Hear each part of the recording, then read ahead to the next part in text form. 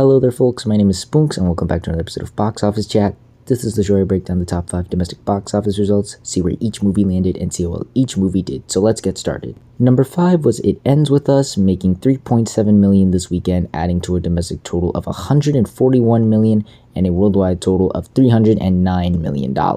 It Ends With Us continues its super strong run at the box office. It has now surpassed the $300 million milestone worldwide. I did not see this movie going anywhere near that. I didn't even think it was going to make half of that earlier this year, but look where it's at right now. The word of mouth has just really caught on. It's made a lot of the dry season for itself. People have been going to see this movie again and again, and new people are also giving it a chance. There's just not much more else I can add to this story here. Apart from the domestic side of things, it's just $9 million away from the $150 million milestone. I think it's just going to barely get over that milestone. Again, we are in the slow period. This movie definitely is slowing down, not significantly, but we're definitely seeing it slow down. The hype has died down, but still, the fact that this movie has made this much for a rom-com based off of a book that came out like 2 years ago, I believe, that is quite impressive. And even with all the drama, the PR drama going on, circling around this movie, it has still not stopped this movie from becoming this gigantic hit for itself. Yeah, just not much more else to say about it, especially since this is gonna be one of, if not the last time we see this movie in the top 5. Just a great, stupendous run at the box office. I don't think a lot of people were expecting this movie to make as much as it did, so props to you. It Ends With Us. Number 4 was Alien Romulus, making $3.9 million this weekend, adding to a domestic total of $97 million and a worldwide total of $316 million. Yet another film from August that cracked $300 million, although I think a lot more people expected this movie to do so than the rom-com, but I digress. This is still a very impressive run for Alien Romulus. I've said this thousands of times already with this movie, but this franchise has been struggling for a while, but to see the film reach this sort of a comeback is quite impressive, and while it's lagging behind the international markets, domestically, this is still a really impressive run for itself. It's just $3 million away from the $100 million milestone. Domestically, it's definitely getting there by the end of this weekend for sure. Just the word of mouth has just been so solid for this movie. Yeah, again, there's a big divide between international audiences and domestic audiences, but given the fact that this was originally supposed to go on Hulu and it was given the chance to be released on the big screen, is definitely a huge win, I think, for theatrical releases, and also Alien. And the movie would had it gone on Hulu, this movie would not have made this type of money. People would have watched it, and that would have been it. It would just be another movie on Hulu. The fact that this movie has done as well as it has in the time frame as it was released is still very impressive for itself. And yeah, I hope it can continue going as high as it can. It's like with It Ends With Us, it is in the dry period. It is slowing down definitely, but still, this is a very solid run for Alien Romulus. Not much more else to say here, really. Number 3 was Reagan, making $4.8 million this weekend, adding to a domestic total of $18 million. That total stays the same worldwide, as it still hasn't released in any international countries yet. One of the big surprises of the weekend was Reagan, not only because it held really well, it only dropped around 37%, which is really impressive given the film's opening, but also it actually went up from last weekend and getting the jump over some bigger movies, like It Ends With Us and Alien Romulus. This has been a really interesting run to see so far, and if it can continue going at the rate it's been going, the word of mouth does seem to be solid. It seems to have tapped into that older skewering audiences that I think something like Horizon was trying to find and tap into, but couldn't. So this film was able to tap into those audiences. If it can manage to keep building the solid word of mouth it has with those audiences, we could see this being a sleeper hit. Maybe it could even reach or come close to the $50 million milestone.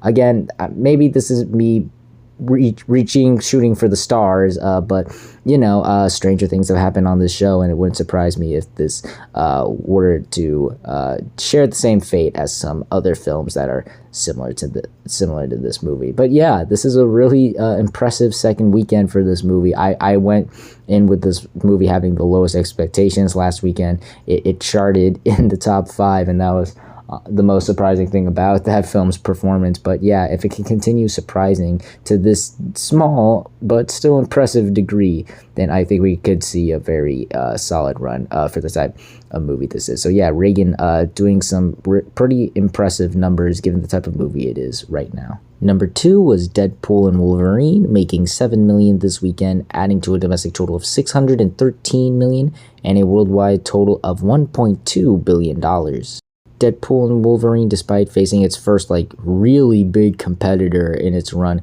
still doing very well for itself. In terms of its worldwide numbers, it is just $200 million away from the $1.3 billion milestone. I think we'll see that happening by the end of this weekend. And even though it's definitely slowing down, the hype, the moment has passed for Deadpool and Wolverine.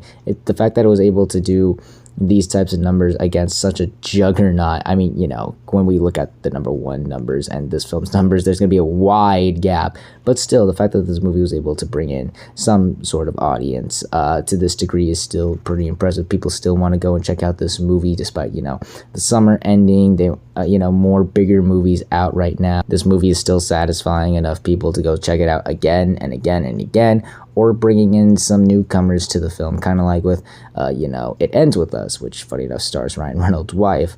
So yeah, as you can tell, I'm running out of things to say about this movie. It's just done so astronomically well for itself, and everyone thought it would do. Yeah, just another solid weekend for Deadpool and Wolverine.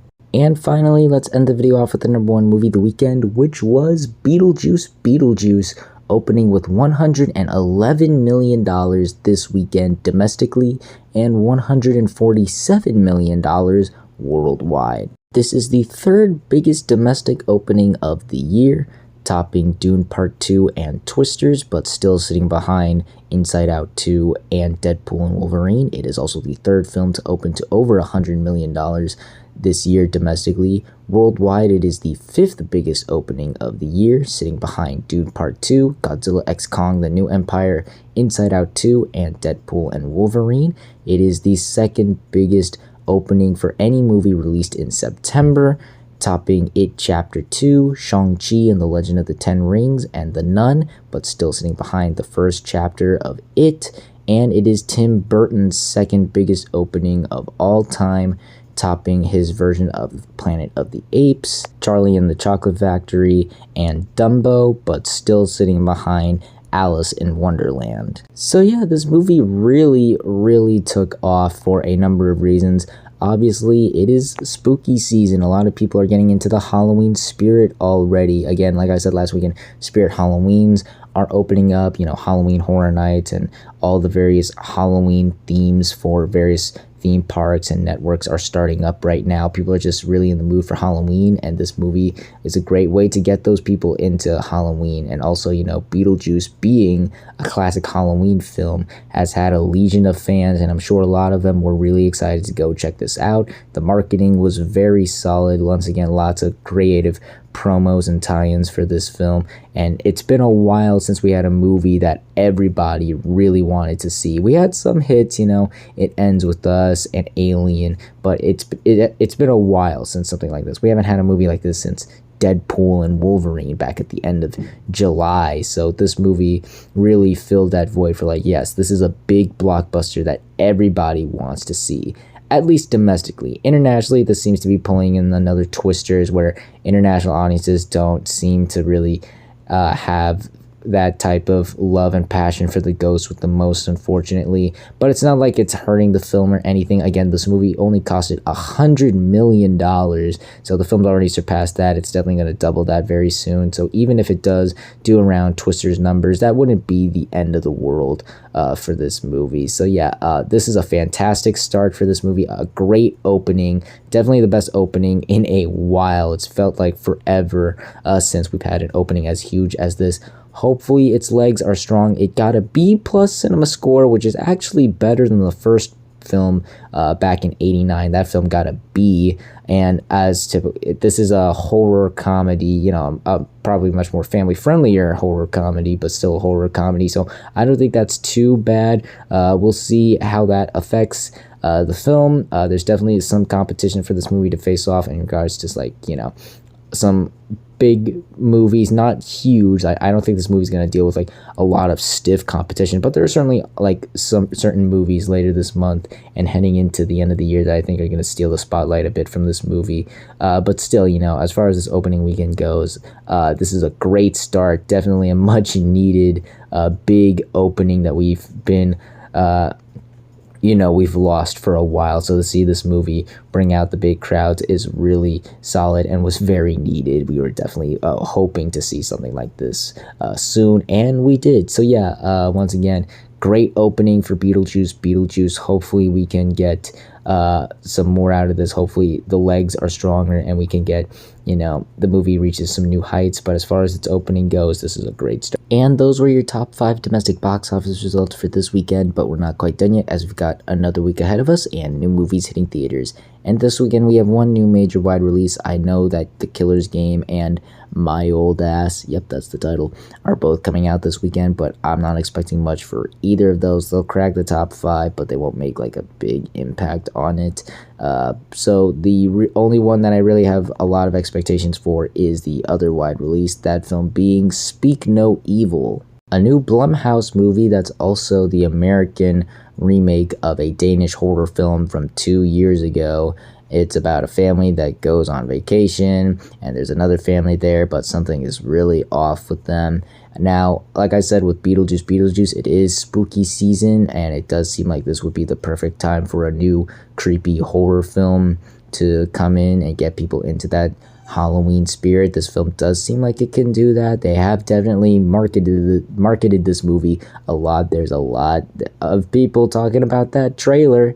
A lot of people have been talking about that trailer, and there's definitely been a buzz about the trailer. So, and apparently the movie is good. Apparently, from what critics are saying, the movie is surprisingly good. So maybe this will become like another long leg, something that just comes out of nowhere and surprises. Again, it is spooky season, so we may never know. But I'm not expecting this thing to really break out or anything.